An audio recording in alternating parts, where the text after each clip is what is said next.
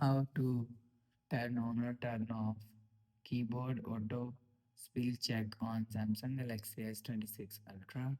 Let's start the video. First of all, go to App Library. Here, click on Settings app.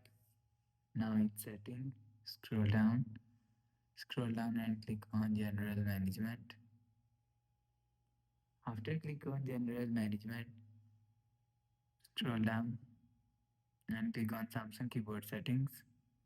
After click on Samsung keyboard settings, scroll down and you will see auto spell check is here. Click on auto spell check.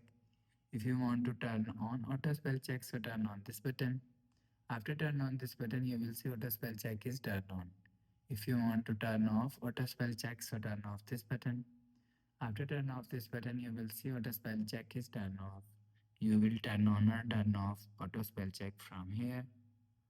After the process, go back to home screen.